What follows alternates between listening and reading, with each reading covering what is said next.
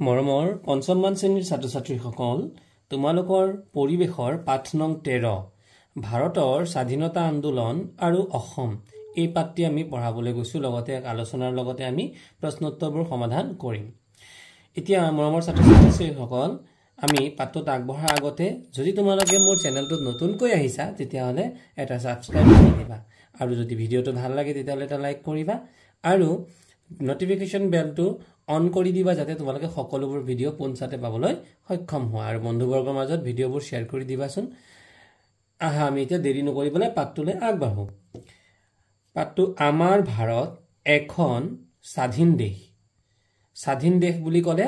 আমি এতিয়া নিজৰ দেশখনত সকলো নাগৰিকেই স্বাধীন আমাক কোনো পৰাধীন কৰি ৰাখা নাই অৰ্থাৎ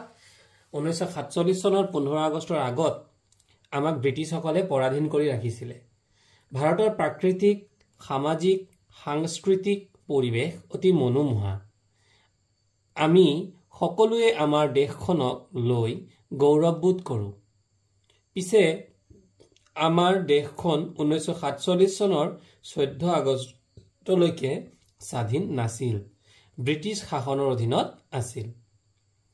প্ৰাচীন কালত ভাৰত এখন অতি চহকী দেশ আছিল চহকী অৰ্থাৎ ধনী দেশ বিভিন্ন দেশৰ হৈতে ইয়াৰ বাণিজ্যিক সম্পৰ্ক আছিল বাণিজ্যিক মানে ব্যৱসায় বিজনেস সেই সময়ত ভাৰত কপাহী কাপোৰ ৰেশম সোণ ৰূপ মছলা আদিৰ বাবে বিখ্যাত আছিল সেইবাবে বিদেশৰ বহুতো লোক বেপাৰ বাণিজ্যৰ উদ্দেশ্যে ভাৰতলৈ আহিছিল যেহেতু আমাৰ ভাৰতবৰ্ষত কি বস্তু আছিল বুলি কৈছে কপাহী কাপোৰ ৰেশম সোণ ৰূপ মছলা আদিৰ বাবে বিখ্যাত আছিল আৰু এই বিখ্যাত হোৱাৰ বাবে বিদেশৰ পৰা বহুতো মানুহে আমাৰ দেশলৈ বাণিজ্যৰ অৰ্থে আহিছিল তাৰ ভিতৰত ইংৰাজসকলে ভাৰতত একচেটিয়া বেপাৰ কৰিবলৈ সক্ষম হৈছিল বেপাৰ বাণিজ্যত উন্নতি কৰাৰ লগে লগে তেওঁলোকে দেশখনক নিজৰ দখললৈ আনি শাসন কৰিবলৈ লয় যে এফালে তেওঁলোকে বেপাৰ কৰিবলৈ আৰম্ভ কৰিছিল আৰু দ্বিতীয়তে দেশখন মানে আমাৰ দেশখনক তেওঁলোকে দখল কৰি শাসন কৰিবলৈ আৰম্ভ কৰিলে কিন্তু ব্ৰিটিছসকল শাসনত অধিষ্ঠিত হোৱাৰ পৰাই ভাৰতীয় লোকসকলে তেওঁলোকৰ কাৰ্যকলাপক সহজভাৱে মানি ল'ব পৰা নাছিল আমাৰ দেশখনক তেওঁলোকে শাসন কৰিছিল হয় কিন্তু প্ৰতিজন ভাৰতীয়ই তাৰ বাবে এটা অশান্তিত ভুগিবলগীয়া হৈছিল কাৰণ ভাৰতীয় লোকসকল বহু সময়ত ব্ৰিটিছৰ অন্যায় অত্যাচাৰৰ বলি হ'বলগীয়া হৈছিল নিজৰ দেশতেই ভাৰতীয় লোকসকল বহু সময়ত ব্ৰিটিছৰ অন্যায় অত্যাচাৰৰ বলি হ'বলগীয়া হৈছিল নিজৰ দেশতেই নিজৰ অধিকাৰ সাব্যস্ত কৰিব নোৱাৰিছিল ফলত ভাৰতীয় লোকসকলে অসন্তুষ্ট হৈ ব্ৰিটিছ শাসনৰ বিৰুদ্ধে প্ৰতিবাদ কৰিবলগীয়া হৈছিল এনেকৈ আমাৰ দেশৰ স্বাধীনতাৰ হকে ব্ৰিটিছৰ শাসনৰ বিৰুদ্ধে কৰা যুঁজ বা বিদ্ৰোহসমূহে আছিল আমাৰ স্বাধীনতা আন্দোলনৰ আৰম্ভণি এই আন্দোলন এটা সময়ত গোটেই দেশজুৰি বিয়পি পৰিছিল কি বুলি কৈছে যে ব্ৰিটিছৰ বিৰুদ্ধে আমাৰ দেশৰ নাগৰিকসকলে বিদ্ৰোহ কৰিছিল আৰু এয়াই হৈছিল স্বাধীনতা আন্দোলনৰ আৰম্ভণি ইংৰাজসকলৰ হাতৰ পৰা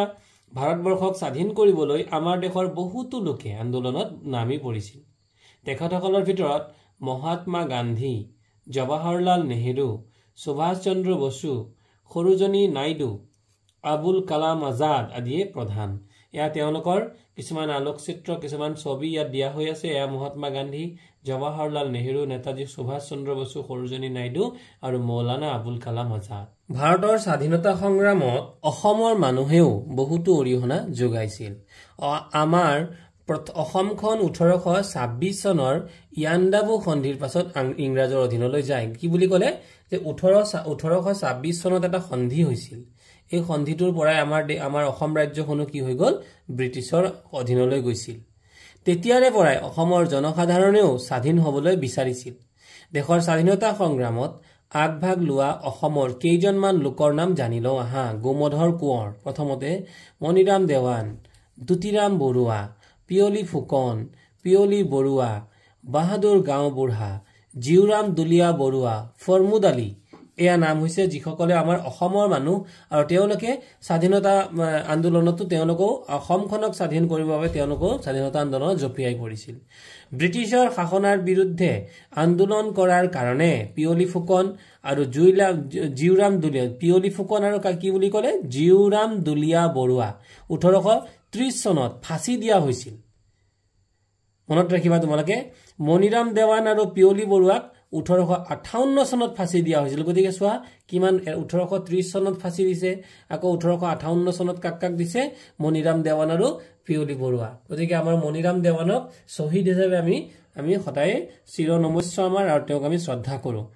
ইংৰাজৰ বিৰুদ্ধে 1860 চনৰ পৰাই 1900 চনলৈকে অসমত বহুতো সৰু সৰু আন্দোলন হৈছিল এই আন্দোলনসমূহৰ গুৰি ধৰিছিল কৃষক আৰু সাধাৰণ ৰাইজে ইয়াৰ ভিতৰত ফুলগুৰিৰ ধেৱা ফুলগুৰি এটা অঞ্চল যিটো ৰহাৰ অঞ্চলৰ ৰহাৰ সমীপৱৰ্তী অঞ্চল ফুলগুৰি আৰু সেই ফুলগুৰিতেই ফুলগুৰিৰ ধেৱা বুলি এখন তুৰণো আছে এই চিত্ৰ তোমালোকৰ ফুলগুৰিৰ স্মৃতি হোত এই চিত্ৰটোতে ইয়াতে দেখুওৱা হৈছে তাৰ পিছত দিছে কি পথৰুঘাটৰ ৰণ গতিকে পথৰুঘাটৰ ৰণৰো ইয়াত বেদি দিয়া হৈ আছে উল্লেখযোগ্য এই আন্দোলনসমূহ ঘাইকৈ মাটিৰ খাজনা বৃদ্ধিক কেন্দ্ৰ কৰি আৰম্ভ হৈছিল মাটিৰ খাজনা দিব লাগে আৰু ব্ৰিটিছসকলে মাটিৰ খাজনা বঢ়াই দিয়াৰ কাৰণে এই আন্দোলনবোৰ হৈছিল নগাঁও জিলাৰ ফুলগুৰিত 1861 চনত কৃষকসকলে বিদ্ৰোহ কৰিছিল এয়াই বিখ্যাত ফুলগুৰিৰ ধেৱা সেইদৰে 1893 চনত ৰঙিয়াত আৰু 1894 চনত দৰং জিলাৰ পথৰুঘাটত কৃষক বিদ্ৰোহৰ সূত্ৰপাত হৈছিল জানিবলগীয়া কথা 1826 চনত ব্ৰিটিছ শাসনৰ বিৰোধিতা কৰা প্ৰথম অসমীয়া ব্যক্তিজন আছিল গোমধৰ কোঁৱৰ কিমান চনত 1826 চনত তেওঁক ইংৰাজসকলে বন্দী কৰিছিল 1830 চনত পিয়লি ফুকনে ইংৰাজক অসমৰ পৰা খেদিবলৈ বিদ্ৰোহ কৰিছিল মৰমৰ ছাত্ৰ-ছাত্ৰীসকল প্ৰতিবাৰ স্বাধীনতা দিৱসৰ দিনাখন তোমালোকক আচলতে ইয়াৰ বিষয়ে কোৱা হয় আৰু এতিয়াৰে পৰা তোমালোকে এই কথাখিনি জানি লবা যাতে স্বাধীনতা দিৱসৰ দিনাখন তোমালোকে ইয়াৰ ওপৰত কিছু বক্তব্য ৰাখিব পাৰা ৰংপুৰৰ সিপাহীৰ চাউনীত জুই দিয়া অৱস্থাতে পিয়লি ফুকন ধৰা পৰে বিচাৰত পিয়লি ফুকন আৰু তেওঁৰ সহযোগী জিউৰাম দুলীয়া বৰুৱাৰ ফাঁচি হৈছিল 1857 চনত ইংৰাজৰ শাসনৰ বিৰুদ্ধে ভাৰতত এটি ডাঙৰ বিদ্ৰোহ হৈছিল ইয়াকে সিপাহী বিদ্ৰোহ বুলি কয় গতিকে সিপাহী বিদ্ৰোহ কেতিয়া হৈছিল তোমালোকৰ পৰীক্ষাত প্ৰশ্ন আহিব পাৰে আৰু বিশেষকৈ গুণোৎসৱৰ দৃষ্টিভংগীৰে এই চনবোৰ তোমালোকে ভালকৈ মনত ৰাখিবা যেহেতু গুণোৎসৱত এই প্ৰশ্নবিলাক দিয়াৰ সম্ভাৱনা অনেক বেছি তেতিয়াহ'লে সিপাহী বিদ্ৰোহ কেতিয়া হৈছিল 1857 চনত কিছুমানৰ মতে ই ভাৰতৰ প্ৰথম স্বাধীনতা সংগ্ৰাম 1857 চনত সিপাহী বিদ্ৰোহে গোটেই ভাৰতত বিয়পি পৰিছিল অসমত এই বিদ্ৰোহৰ গুৰি ধৰিছিল অসমত সিপাহী বিদ্ৰোহৰ গুৰি কোনে ধৰিছিল মনিৰাম দেৱানে কিন্তু ইংৰাজে এই বিদ্ৰোহৰ উমান পাই মনিৰাম দেৱান আৰু তেওঁৰ সহযোগী পিয়লি বৰুৱাক দেশদ্ৰোহী হিচাপে সজাই ফাঁচি দিছিল আমাৰ অঞ্চলৰ স্বাধীনতা সংগ্ৰামীসকলৰ বিষয়ে শিক্ষক-শিক্ষয়িত্ৰীৰ পৰা জানি ল'বলৈ দিছে যে তোমালোকৰ নিজ নিজ অঞ্চলত কোনোবা তেনেকৈ স্বাধীনতা সংগ্ৰামী আছে নেকি তোমাৰ বিদ্যালয়ত বছৰটোৰ কি দিৱসত ৰাষ্ট্ৰীয় পতাকা উত্তোলন কৰা হয় লিখা গতিকে আমি জানো এই ৰাষ্ট্ৰীয় পতাকা আমি কেতিয়া কৰো 26 জানুৱাৰী গণতন্ত্ৰ দিৱস আৰু 15 আগষ্ট স্বাধীনতা দিৱস এই দুটাত আমি ৰাষ্ট্ৰীয় পতাকা উত্তোলন কৰো 1920 চনৰ পৰা 1947 চনলৈ হোৱা আন্দোলনসমূহৰ বিষয়ে জানি লওঁ আহা 1920 পৰা 21 চনত মহাত্মা গান্ধীৰ নেতৃত্বত অসহযোগ আন্দোলন মনত ৰাখিবা অসহযোগ আন্দোলন কেতিয়া হৈছিল এটো আহে পৰীক্ষাত সমগ্ৰ অসমবাসীয়ে ভৱিষ্যতলৈ তোমালোকে টেট পৰীক্ষা যদি দিয়া বিভিন্ন ধৰণৰ কম্পিটিটিভ এক্সাম বিলাক দিয়া তাতো আহে যে অসহযোগ আন্দোলন কেতিয়া হৈছিল অসমবাসীয়ে এই আন্দোলনত ভাগ লৈছিল অসমত এই আন্দোলনৰ নেতৃত্ব দিয়া কেইগৰাকীমান ব্যক্তি হৈছে চন্দ্ৰনাথ শৰ্মা তৰুণৰাম ফুকন নবীন চন্দ্ৰ বৰদলৈ নলিনীবালা দেৱী শ্যামাচৰণ দেৱ হাজী মতচিম আলী চৌধুৰী গংগাদয়াল দীক্ষিত আদি 1930 পৰা 32 চনলৈ দেশত আইন অমান্য আন্দোলন গতিকে আইন অমান্য আন্দোলন কেতিয়া হৈছিল এয়া পৰীক্ষাত প্ৰশ্ন আহিব গতিকে এয়া কিন্তু মনত ৰাখি থবা এই আন্দোলনত অংশগ্ৰহণ কৰা অসমৰ কেইগৰাকীমান উল্লেখযোগ্য ব্যক্তি হৈছে হেমচন্দ্ৰ বৰুৱা অমিয় কুমাৰ দাস ৰমণী মোহন ৰায় সিদ্ধিনাথ শৰ্মা চন্দ্ৰপ্ৰভা শইকীয়ানী পুষ্পলতা দাস আদি 1942 চনৰ 8 আগষ্ট তাৰিখে গোটেই ভাৰতবৰ্ষত মহাত্মা গান্ধীৰ নেতৃত্বত ভাৰত ত্যাগ আন্দোলন আৰম্ভ হৈছিল গতিকে আমি তেতিয়া আন্দোলন কি পালো প্ৰথমটো পালো অসহযোগ আন্দোলন দ্বিতীয়টো পালো আইন অমান্য আন্দোলন আৰু তৃতীয়টো পালো ভাৰত ত্যাগ আন্দোলন এই আন্দোলনবোৰ কিমান চনত হৈছিল এই চনবোৰ তোমালোকে বিশেষকৈ মনত ৰাখিবা আৰু চনবোৰ মনত ৰখাৰ উদ্দেশ্য হৈছে মাত্ৰ পঞ্চম শ্ৰেণীৰ বাবেই নহয় ভৱিষ্যতৰ যিকোনো ধৰণৰ কম্পিটিটিভ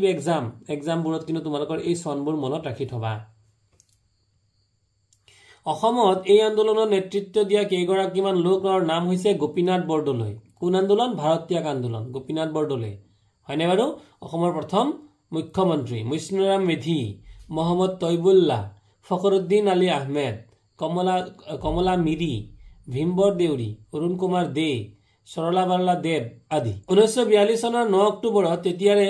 অভিব্যক্ত শিৱসাগৰ জিলাৰ সৰুপথাৰত এক ৰেল দুৰ্ঘটনা সংঘটিত হৈছিল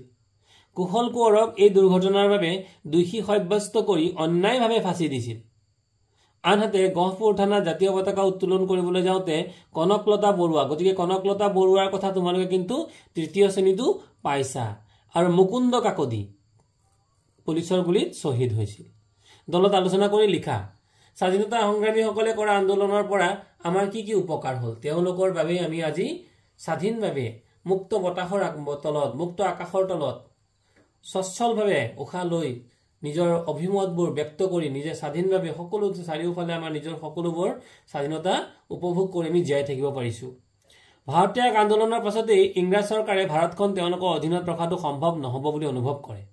সেইমতে 1947 চনৰ 15 আগষ্ট তাৰিখে আমাৰ দেশৰ শাসনভাৰ দেশবাসীৰ হাতত গতাই দিয়ে তেতিয়াৰে পৰাই আমাৰ দেশখন স্বাধীন হয় সেইবাবে আমি 15 আগষ্টৰ দিনটো স্বাধীনতা দিৱস হিচাপে পালন কৰোঁ অসমৰ কেইগৰাকীমান স্বাধীনতা সংগ্ৰামীৰ ফটো সংগ্ৰহ কৰি এলবাম প্ৰস্তুত কৰিবলৈ দিছে তোমালোকে কৰিবাচোন প্ৰত্যেক স্বাধীন দেশৰ একোখন নিজা সংবিধান থাকে আমাৰ দেশ ভাৰতৰ এখন সংবিধান আছে এই সংবিধানখনত আমাৰ দেশৰ নীতি নিয়ম আৰু আইন কানুনসমূহ লিপিবদ্ধ হৈ আছে দেশ এখনৰ সুপৰিচালনা দেশখন চলাবৰ কাৰণে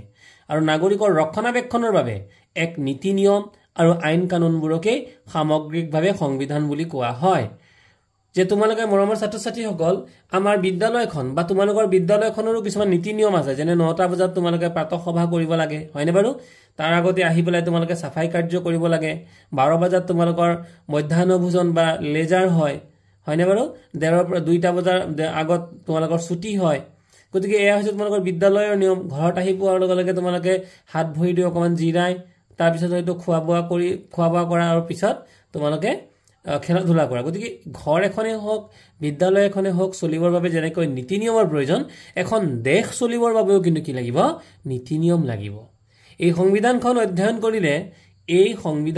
অধ্যয়ন কৰিলে আমি কেনেকৈ শাসিত হওক তাক জানিব পাৰো ভাৰতৰ সংবিধানখনৰ বিষয়ে কিছু কথা জানিলো আহা স্বাধীন হোৱাৰ আগৰে পৰা আমাৰ দেশ ভাৰতৰ বাবে এখন নিজা সংবিধান ৰচনা কৰাৰ বাবে চিন্তা চৰ্চা কৰা হয় স্বাধীন কেতিয়া হৈছিল 1947 চনৰ 15 আগষ্ট ঠিক তাৰ আগৰে পৰাই আমাৰ দেশৰ যে এখন সংবিধান লাগিব এই কথাটো কিন্তু চিন্তা চৰ্চা কৰা হৈ আছিল ইয়াৰ বাবে 1946 চনত এখন সংবিধান সভা গঠন কৰা হয় কিমান চনত 1946 চনত এই সংবিধান সভাই ভাৰতৰ বাবে এখন সংবিধান ৰচনাৰ কাম আৰম্ভ কৰে এই উদ্দেশ্যে 1947 চনৰ 29 আগষ্টত কোনে ডক্টৰ ভীমৰাও আম্বেদকাৰৰ নেতৃত্বত এখন খচৰা সমিতি গঠন কৰি লোৱা হয় 1949 চনৰ 26 নৱেম্বৰত এই খচৰা সমিতিখনে প্ৰায় 3 বছৰ কাল অশেষ পৰিশ্ৰম কৰি সংবিধান ৰচনা কৰি উলিওৱাৰ কাম সম্পূৰ্ণ কৰে সংবিধান সভাৰ সভাপতি ডক্টৰ কোন আছিল সংবিধান সভাৰ সভাপতি কোন ডক্টৰ ৰাজেন্দ্ৰ প্ৰসাদে এই খচৰা সংবিধানখনত সহি কৰে আৰু সংবিধান সভাত ভাৰতৰ সংবিধানখন গৃহীত হয় 1950 চনৰ 26 জানুৱাৰীৰ পৰা এই সংবিধানখন সম্পূৰ্ণৰূপে কাৰ্যকৰী কৰা হয় ভাৰতৰ এই সংবিধান অনুসৰি ভাৰতবৰ্ষ এখন সাৰ্বভৌম সমাজবাদী ধৰ্ম নিৰপেক্ষ গণতান্ত্ৰিক গণৰাজ্য তেতিয়াৰে পৰাই ভাৰতীয়সকল প্ৰতি বছৰে 26 জানুৱাৰী দিনটো কি দিৱস হিচাপে পালন কৰে 26 জানুৱাৰী দিনটো গণতন্ত্ৰ দিৱস হিচাপে পালন কৰি আহিছে ভাৰতৰ সংবিধানৰ প্ৰস্তাৱনাৰ বিষয়ে জানি লওঁ এটা প্ৰস্তাৱনা কি ভাৰতৰ সংবিধানখনৰ আৰম্ভণিতে এটা প্ৰস্তাৱনা আছে এই প্ৰস্তাৱনাত সংবিধানখনৰ উদ্দেশ্য কি আছে সংবিধানৰ উদ্দেশ্য আৰু লক্ষ্যসমূহৰ বিষয়ে উল্লেখ আছে তেতিয়ালে প্ৰস্তাৱনাত কি উল্লেখ আছে আমাৰ ভাৰতীয় সংবিধানৰ লক্ষ্য আৰু উদ্দেশ্যবোৰ ভাৰতীয় সংবিধানৰ সম্পূৰ্ণ প্ৰতিচ্ছবি এই প্ৰস্তাৱনাত প্ৰকাশ পাইছে উদাহৰণস্বৰূপে কিতাপৰ পাতনি পঢ়ি যেনেকৈ কিতাপখনৰ বিষয়ে সাধাৰণ আভাস পাব পাৰি, পাতনি অৰ্থাৎ সন্মুখত আমাৰ সূচীপত্ৰ থাকে নে নাই, সেই সূচীপত্ৰৰ পৰা কিতাপখনৰ বিষয়ে সম্পূৰ্ণ এটা অনুমান ল'ব পাৰি। ঠিক তেনেকৈ প্ৰস্তাৱনাৰ পৰাও সংবিধানখনৰ অনুমান ল'ব পাৰি। সেইদৰে প্ৰস্তাৱনা পঢ়িও সংবিধান এখনৰ উদ্দেশ্য আৰু আদৰ্শৰ আভাস পাব পাৰি। প্ৰস্তাৱনাত কোনবোৰ দিশত বেছিকৈ গুৰুত্ব দিয়া হৈছে এই বিষয়ে চমুকৈ আলোচনা কৰো আহা। ভাৰত এখন সাৰ্বভৌম গণতান্ত্ৰিক ৰাজ্য, প্ৰথমটো। দ্বিতীয়টো, এইটো 1 নম্বৰ। দ্বিতীয়টো, আইনৰ চকুত সকলো নাগৰিক সমান। জাতি, বৰ্ণ, ধৰ্ম, লিংগ, ভাষা আদিক লৈ কোনো বৈষম্য নাথাকিব, অৰ্থাৎ ভেদাভেদ। বৈষম্য মানে হৈছে ভেদাভেদ, কোনোবা হিন্দু, কোনোবা মুছলিম, কোনোবা খ্ৰীষ্টান, হয়নে বাৰু, কোনোবা উচ্চ জাত, কোনোবা নিচ জাত, এনেকুৱা বুলি কোনো ধৰণৰ পাৰ্থক্য নাথাকিব। প্ৰত্যেক নাগৰিকে যিকোনো বিষয়তে মুক্তভাৱে নিজৰ মতামত প্ৰকাশ কৰিব পাৰিব। দেশত বাস কৰা সকলো শ্ৰেণীৰ লোকে যাতে জীৱন ধাৰণৰ নিম্নতম সা সুবিধাৰ পৰা বঞ্চিত নহয় তাৰ প্ৰতি লক্ষ্য ৰখা হ'ব। ভাৰতীয় নাগৰিকসকলক সমান সুযোগ দি তেওঁলোকৰ মাজত ভাতৃত্বভাৱ জগাই তোলা হ'ব। এখন দেশৰ নাগৰিক বুলিলে সাধাৰণতে সেই দেশখনত জন্মগ্ৰহণ কৰি স্থায়ীভাৱে বসবাস কৰা একজনক ব্যক্তিক বুজোৱা হয়। এতিয়া তোমালোক এখন আমাৰ ভাৰতবৰ্ষত জন্ম হৈছা, হয়নে বাৰু, গতিকে তোমালোক ভাৰতৰ মানে একোজন নাগৰিক, তোমালোকে নাগৰিক বুলিয়ে গণ্য কৰা হ'ব, বা তোমালোক ডাঙৰ হলে তোমালোকক নাগৰিক বুলি বুজোৱা হ'ব। তোমালোকে নাগৰিক সম্পৰ্কে আগলৈ আৰু বেছি ভালদৰে জানিব পাৰিবা। ভাৰতৰ সংবিধানত নাগৰিকৰ বাবে কিছুমান বিশেষ সুবিধাৰ কথা উল্লেখ আছে। এই সুযোগ সুবিধাবোৰ হৈছে আমাৰ অধিকাৰ। যদি কোনোৱে এইবোৰ পোৱাত বাধা দিয়ে তেতিয়াহ'লে তেওঁ আইনমতে দণ্ডনীয় হ'ব পাৰে, অৰ্থাৎ শাস্তিৰ যোগ্য হ'ব পাৰে। এই অধিকাৰৰ জৰিয়তে নাগৰিকক কিছুমান বিষয় ৰক্ষণাবেক্ষণ দিয়া হৈছে। এই অধিকাৰসমূহৰ অবিহনে নাগৰিকৰ ব্যক্তিত্বৰ বিকাশ হ'ব নোৱাৰে। ভাৰতীয় সংবিধানৰ দ্বাৰা এনে কিছুমান বিশেষ অধিকাৰ নিৰ্ধাৰণ কৰা হৈছে যাক মৌলিক অধিকাৰ বোলে। কি বুলি ক'লে, যে ভাৰতীয় সংবিধানৰ দ্বাৰাও কিছুমান বিশেষ অধিকাৰ নিৰ্ধাৰণ কৰা হৈছে যাক কি বুলি কোৱা হয়, মৌলিক অধিকাৰ। এই অধিকাৰসমূহৰ সহায়ত নাগৰিকে সামাজিক, ৰাজনৈতিক, অৰ্থনৈতিক, সাংস্কৃতিক আদি বিভিন্ন দিশত সমান সুযোগ সুবিধা লাভ কৰে। সংবিধানে আমাক এনেধৰণৰ কেইবিধ, 6বিধ মৌলিক অধিকাৰ প্ৰদান কৰিছে। সেইবোৰ হ'ল সাংবিধানিক প্ৰতিকাৰৰ অধিকাৰ, 2 নম্বৰ স্বাধীনতাৰ অধিকাৰ, 3 নম্বৰ সমতাৰ অধিকাৰ, 4 নম্বৰ শিক্ষা আৰু সংস্কৃতিৰ অধিকাৰ, 5 নম্বৰ শোষণৰ বিৰুদ্ধে প্ৰতিৰোধৰ অধিকাৰ আৰু 6 নম্বৰ ধৰ্মীয় অধিকাৰ। দেশৰ কল্যাণ সাধনৰ বাবে জনসাধাৰণে কেৱল মৌলিক অধিকাৰসমূহ ভোগ কৰিলেই নহ'ব, তাৰ বিনিময়ত ৰাষ্ট্ৰৰ প্ৰতি কিছুমান দায়িত্বও পালন কৰিব লাগিব। তেতিয়াহে তেওঁ প্ৰকৃততে ৰাষ্ট্ৰখনৰ সুনাগৰিক হোৱাৰ যোগ্যতা অৰ্জন কৰিব পাৰিব। সেইবাবে প্ৰতিজন নাগৰিকৰে কিছুমান কৰণীয় থাকে। দেশখনৰ প্ৰতি থকা নাগৰিকৰ এই কৰণীয়সমূহক কি বুলি কয়, মৌলিক কৰ্তব্য। গতিকে ভাৰতীয় নাগৰিকৰ কেইটা মৌলিক কৰ্তব্য আছে, 11টা মৌলিক কৰ্তব্য আছে। মৰমৰ ছাত্ৰ ছাত্ৰীসকল, এই প্ৰশ্নটো one of the very important question যে ভাৰতীয় নাগৰিকৰ মৌলিক কৰ্তব্য কেইটা, উত্তৰ হ'ব 11টা। আৰু যদি সোধা হয় ভাৰতীয় নাগৰিকৰ মৌলিক অধিকাৰ কেইটা, তেতিয়া হ'ব 6টা। মৰমৰ ছাত্ৰ ছাত্ৰীসকল, আমাৰ প্ৰশ্নবোৰ আলোচনা কৰি আহাচোন। কেতিয়াৰ পৰা ভাৰতে এখন স্বাধীন ৰাষ্ট্ৰ হিচাপে স্বীকৃতি লাভ কৰে, উত্তৰ হ'ব 1947 চনৰ 15 আগষ্ট তাৰিখৰ পৰা ভাৰতে স্বাধীন ৰাষ্ট্ৰ হিচাপে স্বীকৃতি লাভ কৰে।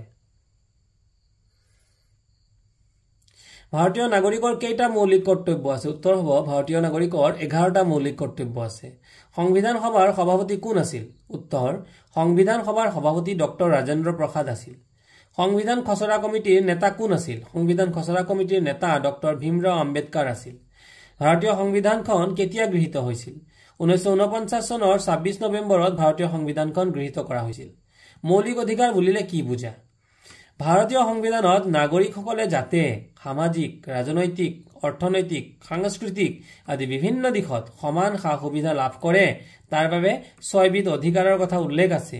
এইবোৰেই হ'ল মৌলিক অধিকাৰ। এই 6বিধ অধিকাৰ হ'ল সাংবিধানিক প্ৰতিকাৰৰ অধিকাৰ, স্বাধীনতাৰ অধিকাৰ, সমতাৰ অধিকাৰ, শিক্ষা আৰু সংস্কৃতিৰ অধিকাৰ, শোষণৰ বিৰুদ্ধে প্ৰতিৰোধৰ অধিকাৰ, ধৰ্মীয় অধিকাৰ। খালী ঠাইবোৰ আছিল,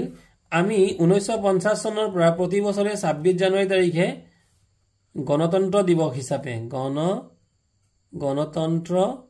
দিৱস হিচাপে পালন কৰোঁ। এইটো হৈছে দেশ সংবিধানখন অতি দীঘলীয়া সংবিধান, ভাৰতীয় ভাৰতীয় সংবিধানখন অতি দীঘলীয়া সংবিধান। ভাৰতবৰ্ষ এখন সাৰ্বভৌম গণতান্ত্ৰিক গণৰাজ্য। প্ৰত্যেক দেশ বা ৰাষ্ট্ৰৰ একোখন নিজস্ব কি আছে? সংবিধান আছে। সংবিধান আছে।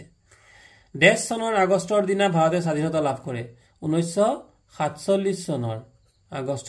15 আগষ্টৰ দিনা। গতিকে 15 লিখিব লাগিব। গতিকে মৰমৰ ছাত্ৰ ছাত্ৰীসকল, চমু টোকা লিখিবলৈ দিছে স্বাধীনতা আন্দোলন, ভাৰতৰ সংবিধান, মৌলিক অধিকাৰ আৰু মৌলিক কৰ্তব্য। গতিকে এই চমু টোকাবোৰ তোমালোকৰ প্ৰশ্নৰ লগতে এটাচমেণ্ট কৰি মই ইয়াতে গাঁঠি দিম। গতিকে তোমালোকে এই প্ৰশ্নখিনি ধুনীয়াকৈ ইয়াৰ পৰা লিখি ল'বা আৰু প্ৰশ্নোত্তৰবোৰ মুখস্থ কৰিবা আৰু তোমালোক আগন্তুক গুণোৎসৱৰ বাবে সাজু হ'বা। আৰু লগতে উল্লেখ কৰিব বিচাৰিছো তোমালোকে ভিতৰৰ সৰু সৰু প্ৰশ্নবোৰ ভালদৰে মন দিবা, কাৰণ গুণোৎসৱত দীঘল প্ৰশ্ন লিখিবলৈ নাহে, সৰু সৰু প্ৰশ্ন উত্তৰবোৰ দিবলৈহে আহে। গতিকে মৰমৰ ছাত্ৰ ছাত্ৰীসকল, আজিলৈ ইমানেই। তোমালোকৰ পৰিৱেশৰ এই পাঠটো আলোচনা কৰিলো। গতিকে আগন্তুক ভিডিঅ'বোৰ পাই থাকিবৰ বাবে মোৰ ভিডিঅ'টো লাইক কৰি দিবা, শ্বেয়াৰ কৰি দিবা আৰু নটিফিকেশ্যন বেলটো অন কৰি দিবা। Thank U.